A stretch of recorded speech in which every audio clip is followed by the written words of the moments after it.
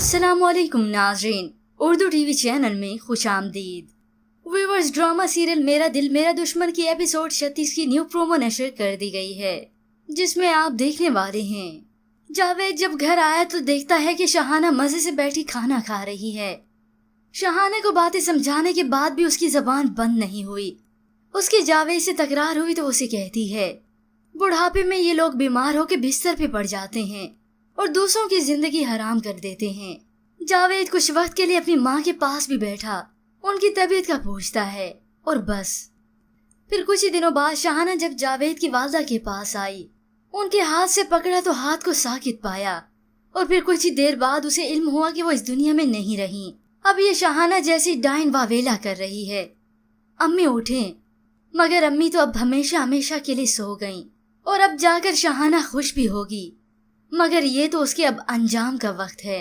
वहाँ जब मायरा को अपनी वालदा का इल्म हुआ तो वो परेशान हाल हो गई, ज़ारो कतार रोने लगी। वहाँ जफर के सामने आखिरकार अपने भाई की हकीकत आ ही गई। वो अपने कानों से उसकी हकीकत खुद ही सुन चुका है। अब फोन पर बात करते हुए सारी सच्चाई मुंह से उगल तो चुका है, लेकिन अपने भाई को देखा तो ओसान ही खता हो गए। वो अपनी बीवी से जाके कहता है, परवीन, तुम्हारा एक झूठ छुपाने के लिए मुझे अपने भाई को धोखा देना पड़ा। जफर को इस सब से बहुत ही दुख हुआ। वो बड़ा दुखी होकर मायरा से कहता है, दिल पर चोट लगी है।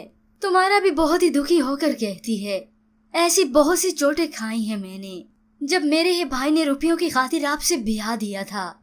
अब जाकर जफर को मायरा की तकलीफ का अंदाजा भी होगा और एहसास भी। मायरा बहुत ही दुखी रहने लगी है और रोती भी है, मगर परवीन बेगम को उसके रोने से भी तकलीफ है। वो शामिर से कहती है, जब से वो इस घर में आई है मनहूसियत लेकर आई है मेरे घर में। हर वक्त रोना पीटना मचा रहता है इस घर में। अब व्यूअर्स, आपके ख्याल में कि जफर अपने भाई की ये दी हुई तकलीफें बर्दाश्त कर पाएगा?